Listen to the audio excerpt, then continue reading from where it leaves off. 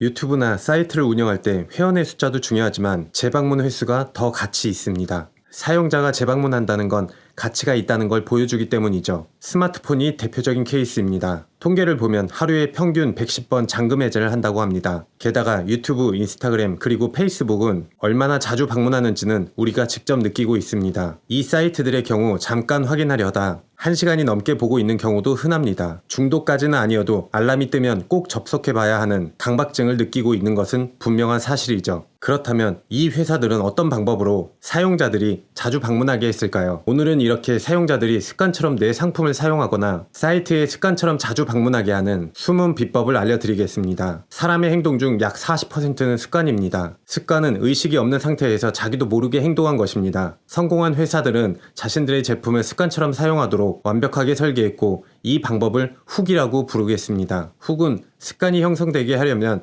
충분한 빈도로 사용자의 문제를 회사의 솔루션에 연결하도록 설계된 경험입니다. 훅은 트리거, 액션, 가변적 보상, 그리고 투자 4가지로 이루어져 있습니다. 모든 훅은 트리거로 시작됩니다. 트리거는 사용자에게 다음에 무엇을 해야 하는지 알려줍니다. 여기를 클릭하세요 라는 버튼을 누른다거나 밑줄이 쳐져 있는 링크 주소를 클릭하는 것을 외부 트리거라고 합니다. 트리거 자체의 정보를 포함하여 제공함으로써 다음에 해야 할 일을 알려주는 것이죠. 이러한 것들을 자주 접해와서 외부 트리거가 무엇인지 쉽게 이해하실 겁니다. 그러나 장기간의 습관을 형성하는데 정말 중요한 것으로 밝혀진 것은 내부 트리거입니다. 내부 트리거는 특정한 내부 계기가 나타날 때마다 사용자들이 해당 상품을 찾게 되면서 이런 연결고리가 습관으로 굳어지는 것을 말합니다. 내부 트리거가 충분하다면 외부 트리거가 더 이상 필요하지 않을 만큼 중요한 것입니다. 심심할 때 유튜브나 페이스북에 들어가는 것처럼 사용자의 기억 속에 학습이 되어 아주 깊이 박혀버린 것이죠. 검색하면 구글이나 네이버를 떠올리는 것처럼 말이죠. 강력한 내부 트리거는 감정입니다. 그 중에서도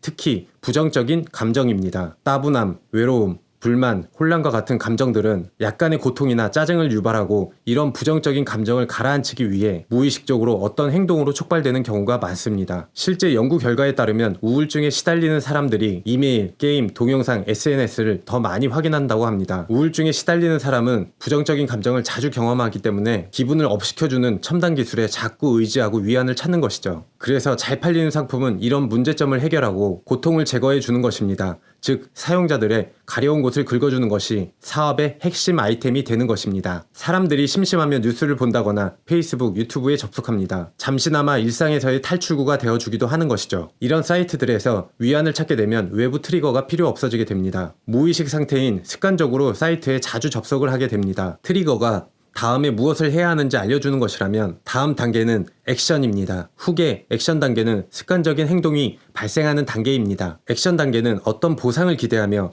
행동을 하는 단순한 반복 행위입니다. 유튜브에서 재생 버튼을 누른다거나 페이스북에서 화면을 스크롤하는 행동입니다. 이 아주 간단한 행동들은 보상을 기대하면서 하는 행동입니다. 클릭을 하면 영상이 나오고 스크롤하면 다음 기사가 나오는 보상입니다. 이런 행동을 유도하는 공식이 밝혀져 있습니다. 스탠포드 대학의 BJ 포그 박사는 인간의 행동 유발 과정을 B는 MAT 라는 공식으로 설명했습니다. 인간이 행동을 하려면 첫째, 사용자에게 충분한 동기가 있어야 한다. 둘째, 완수할 수 있는 충분한 능력이 있어야 한다. 셋째, 행동이 일어날 수 있는 계기가 있어야 한다. 여기서 계기란 것은 앞서 이야기한 트리거의 T입니다. 그러면 나머지 동기와 능력이 무엇인지 알아보겠습니다. 동기는 사용자가 어떤 특정한 행동을 하기 위한 에너지이자 원동력입니다. 능력이란 그 행동을 얼마나 쉽게 수행할 수 있는지를 말하는 능력입니다. 그래서 포그 박사가 만든 그래프를 보도록 하겠습니다. Y축은 동기, X축은 능력입니다. 오른쪽일수록 쉬운 일입니다. 왼쪽일수록 어려운 일입니다. 사용자가 충분한 동기와 충분한 능력을 가지고 있을 때 이 행동선을 넘어갑니다. 그리고 트리거가 존재하면 그 행동이 발생하게 되는 것이죠. 온라인이나 오프라인에서의 모든 행동, 어린이를 포함하여 회원이나 고객 등 모든 사람들의 모든 행동은 항상 충분한 동기, 능력 및 트리거 이 3가지 요소가 있어야만 합니다. 액션 단계가 끝나고 이제는 앱을 열고 페이지를 스크롤하는 습관이 있다고 가정해봅시다. 사용자가 기대하는 무언가를 보상으로 제공해야 할 타이밍이죠. 보상에 대해서 이야기하기 전에 뇌에 관하여 조금 더 알아봐야겠습니다. 특히 대뇌 측자핵이라고 불리는 뇌의 작은 부위에 대해 알아보겠습니다. 인간이 무언가를 원할 때 뇌의 이 특별한 부분이 활성화됩니다. 성욕, 럭셔리한 명품, 멋진 자동차, 맛있는 음식 등을 말합니다. 대내 측자액이 가장 흥미로운 점은 어떤 보상을 받았을 때가 아닌 기대할 때 가장 활발히 움직인다는 것입니다. 기대했던 보상이 주어졌을 때는 대내 측자액이 활성화되지 않는다는 것입니다. 그래서 우리의 행동을 유도하는 것은 보상 그 자체에서 느끼는 기분이 아닙니다. 그런 보상을 원하는 열망을 완화시키려는 욕구입니다. 그리고 그것을 자극하는 방법도 있습니다. 그게 뭔지 알고 싶나요? 궁금하십니까? 욕망을 활성화시키는 방법을 알고 싶은 거죠? 물론 저도 지금 여러분을 자극하고 있습니다. 정답을 알려주면 대내 측자액은 활성화되지 않을 것입니다. 지금 알고 싶은 욕구 자체를 해소하기 위해서 행동을 유도하는 게 대내 측자액인 것이죠. 그래서 질문을 던지기 전에 잠깐 멈췄었습니다. 그 사이 여러분은 알고 싶은 욕구가 증가했을 것이죠. 그 다음 무슨 말을 할지 궁금해했을 겁니다. 스키너라는 심리학자가 가변적 보상이라고 부르는 이 보상은 우리 마음을 사로잡는 온갖 상품과 경험에서 발견할 수 있습니다. 이메일을 확인하고 인터넷을 검색하고 최저가를 찾아다니는 것도 이런 욕구 때문입니다. 가변적 보상이란 말이 어려울 수 있어서 조금 더 풀어서 말하자면 변할 수 있는 보상, 즉 당연히 5개를 기대했는데 7개를 보상으로 주어지는 것처럼 변하는 보상을 말합니다. 이런 가변적 보상은 종족 보상, 수렵 보상, 자아 보상 이 3가지 형태로 분류할 수 있습니다. 습관을 형성하는 상품들은 대부분 이 3가지 가변적 보상 가운데 하나 이상을 활용하고 있습니다. 종족 보상, 수렵 보상, 자아 보상. 종족 보상은 다른 사람으로부터 인정받거나 어딘가에 소속된 존재라고 느끼게 만드는 보상입니다. 다른 사람과의 유대감을 통해 강화되는 사회적 보상을 추구하는 것입니다. 시민단체, 종교단체, 수많은 관중들이 보는 운동 경기 등 이 모든 것들이 종족 보상의 예입니다. 온라인상에서는 당연히 소셜미디어가 가장 좋은 예입니다. 페이스북에 로그인을 하여 새로 올라온 재밌는 포스트를 검색하고 좋아요 버튼을 눌러서 해당 콘텐츠를 올린 사람에게 가변적 보상을 줍니다. 좋아요와 댓글은 콘텐츠를 공유한 사람들에게 집단 확인의 의미가 있고 계속 게시물을 올리게 하는 가변적 보상이 됩니다. 자원 탐색 활동은 두 번째 가변적 보상인 수렵 보상과 이어집니다. 여기서 자원 탐색 활동이란 인간이 사냥감을 찾기 위해 끊임없이 찾아 헤매고 쫓아다니는 활동을 말합니다. 수렵 보상의 대표적인 예는 슬롯머신입니다. 손님보다 카지노가 돈을 더 많이 번다는 사실을 익히 알면서도 사람들이 계속 도박을 하게 만드는 슬롯머신의 위력은 뭘까요? 아무도 알 수 없는 타이밍에 누군가 돈벼락이란 보상을 받습니다. 사람들에게 우연히 대박날 수 있다는 기대감을 주어 도박을 유도하는 것입니다. 이와 똑같은 현상을 온라인에서도 찾을 수 있습니다. 트위터를 생각해 보겠습니다. 첫 번째 트윗은 재미가 없을 수 있고 두 번째도 재미가 없을 수 있습니다. 하지만 세 번째, 네 번째 쭉 가다 보면 어떨까요? 뭔가 흥미로운 글이 올라올 수 있습니다. 그렇다면 사냥에 대한 보상을 더 받으려면 어떻게 할까요? 계속 스크롤하기만 하면 됩니다. 슬롯 머신을 당기기만 함으로써 우연한 대박을 터뜨릴 수 있는 것처럼 똑같은 심리를 사용하여 스크롤하기만 하면 사냥감을 찾을 수 있는 것과 같습니다. 가변적 보상의 마지막은 자아 보상입니다. 다른 사람과의 관계에서 오는 것도 아니고 또한 사냥감이나 정보를 찾는 데서 오는 것도 아닙니다. 자아 보상은 자기 스스로 유능한 사람이라고 느끼는 자기 만족에서 오는 보상입니다. 쉽게 예를 들면 게임입니다. 앵그리 버드와 같은 게임을 보면 다른 사람과 멀티플레이를 하는 것도 아니고 컴퓨터와 상대를 하는 것도 아닙니다. 하지만 별 3개 만점을 꼭 채우고 싶고 다음 레벨로 넘어가고 싶은 습관이 형성됩니다. 자려고 누웠다가 한 판만 깨야지 했다가 새벽까지 이 게임을 한 사람이 많을 겁니다. 읽지 않은 이메일의 숫자나 문자와 카톡 앱의 알림 숫자는 목표가 되어버립니다. 그리고 투두 리스트에서 완료한 일정을 완료 체크하는 것을 포함하여 이런 모든 것들이 자아 보상의 예들입니다. 이런 가변적 보상의 목적은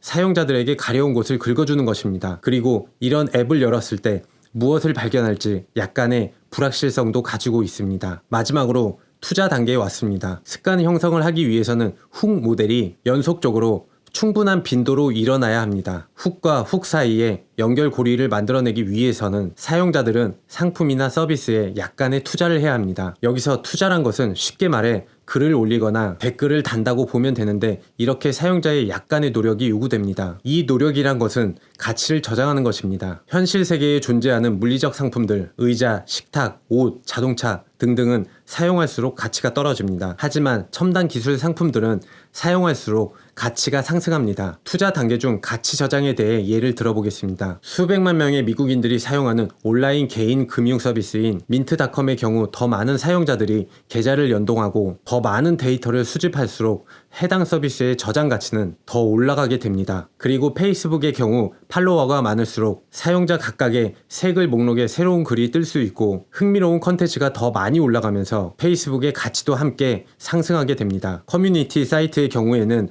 댓글과 게시글을 입력할수록 사람들이 재밌어하고 또다시 방문하다가 글이나 댓글을 입력하여 가치가 상승이 됩니다. 사용자들의 투자로 인해 상품의 가치가 올라가게 된 것입니다. 그리고 사용자의 투자 단계 중 평판, 사용 후기나 리뷰라고 보면 됩니다. 평판은 사용자들이 가장 신뢰할 수 있는 저장 가치입니다. 왜냐하면 G마켓, 요기요, 여기 어때와 같은 플랫폼에서 좋은 평판을 받은 판매자들은 부정적 평가를 받은 판매자들과는 다른 대우를 받습니다. 저장 가치의 한 형태인 평판은 서비스 사용 가능성을 증대시켜 줍니다. 그리고 만약에 제가 좋은 평판을 받고 있는 판매자일 경우 이 플랫폼을 그만둘 가능성이 얼마나 될까요? 건강을 잃지 않는 이상 그럴 일은 없을 것입니다. 새로운 경쟁자가 더 나은 서비스를 가지고 등장한다 해도 반드시 승리한다는 보장은 없습니다. 더 나은 상품이 이기는 게 아니라 마음을 사로잡는 회사가 이기게 됩니다. 왜냐하면 고객은 좋은 경험을 통해 상품에 투자를 하며 공고한 습관이 형성되면 사용자들이 다른 경쟁 상품으로 옮겨가기가 어려워집니다. 한번 형성된 사용자 습관은 쉽게 깨지지 않습니다. 자,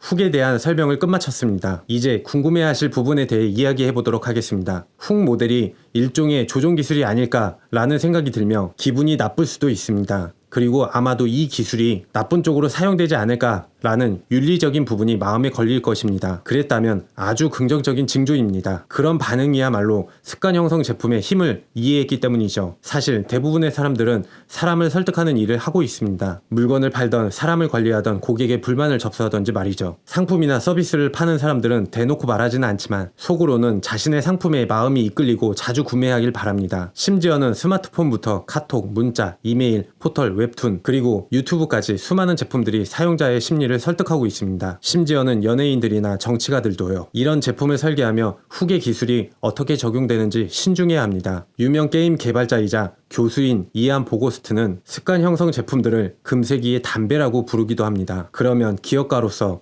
행동 설계자로서 함께 짊어지고 가야 할 책임은 무엇일까? 그들은 이 습관 형성 기술을 유익한 곳에 사용할 것입니다. 너무 오랫동안 이 기술은 도박이나 마약과 같은 가치가 없는 곳에 사용되었습니다. 하지만 이 기술로 우리가 할 수 있는 일은 훨씬 더 많습니다. 우선적으로 우리 자신이 소비자 혹은 사용자로서 어떻게 습관이 형성되었는지 이해할 수 있습니다. 만약 이것으로 인해 해로운 것에 중독되었다 해도 사람은 자기의 행동을 스스로 끊으려고 하는 의지와 능력을 충분히 갖추고 있습니다. 제품을 만드는 사람들은 사람들이 보다 행복하도록 도와줄 수도 있으며 건강하며 생산적으로 도와줄 수 있습니다. 오늘 영상 요약, 마하마트 간디가 했던 명언을 살짝 바꿔 인용했습니다. 습관 형성 제품을 좋은 곳에 사용하여 그들이 이 세상에서 보고 싶어하는 변화를 만들어내라.